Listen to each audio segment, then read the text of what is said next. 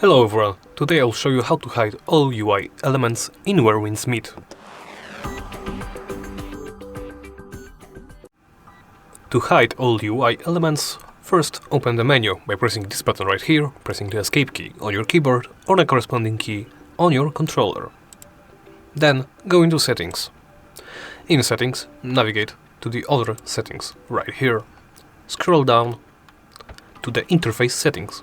And right here under Immersive Mode you can enable or disable basically the visibility of the UI elements. And as you can see right now, my UI has been hidden. And well, that's it. Thank you for watching, and please remember to like, comment and subscribe.